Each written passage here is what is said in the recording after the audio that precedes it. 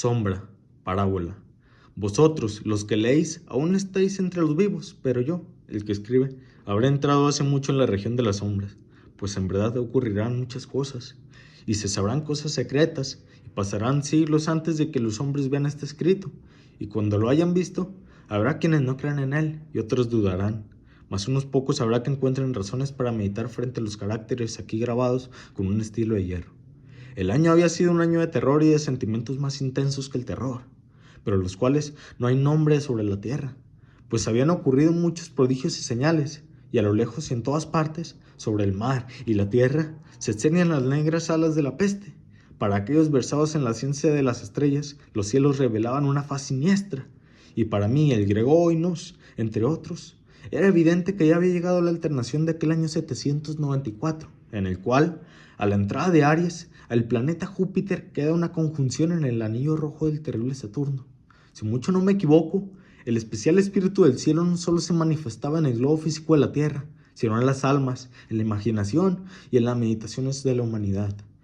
En una sombría ciudad llamada Toleimas, en un noble palacio,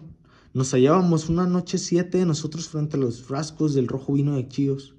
y no había otra entrada a nuestra cámara que una alta puerta de bronce, y aquella puerta había sido fundida por el artesano Corinos, y por ser de raro mérito, se le aseguraba desde adentro. En el sombrío aposento, negras colgaduras alejaban nuestra vista de la luna, las cárdenas estrellas y las desiertas calles del presagio y el recuerdo del mal no podían ser excluidos. Estábamos rodeados por cosas que no logro expresar distintamente, cosas materiales y espirituales.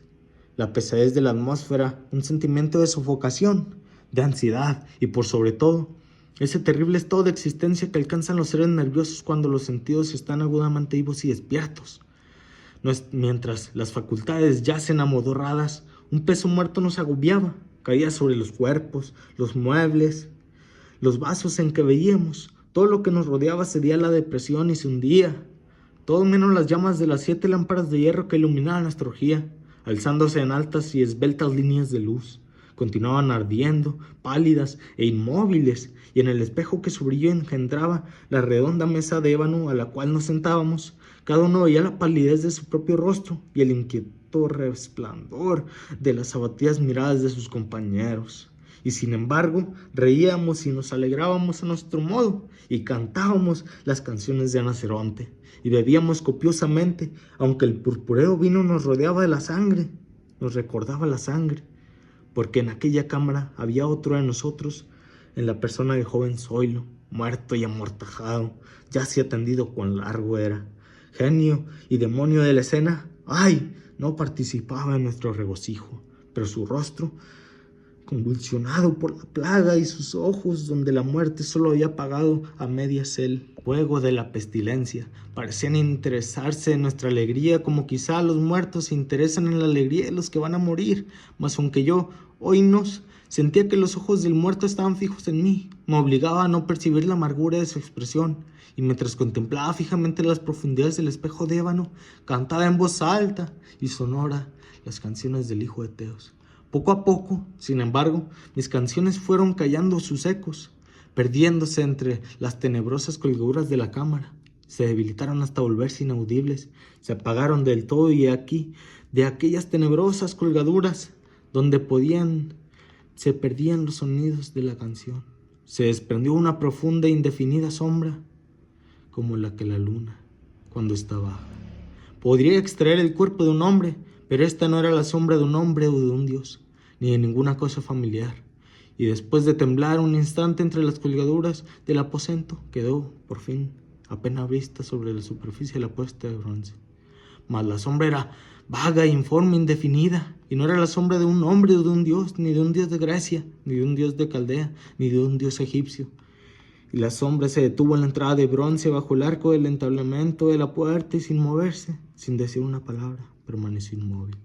Y la puerta donde estaba la sombra, si recuerdo bien, se alzaba frente a los pies del joven Zoilo amortajado.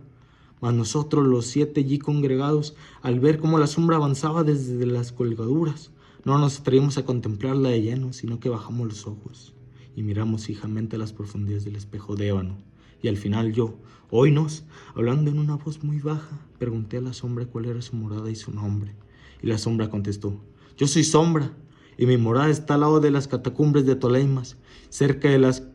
oscuras planicies y Cliseo que bordean el impuro canal de Caronte.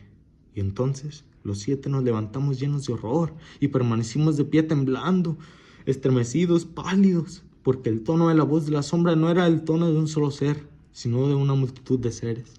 y variando en sus cadencias de una sílaba a otra, penetraba oscuramente a nuestros oídos con los acentos familiares y hartos recordados de 1000 y 1000 amigos muertos. Créditos en pantalla.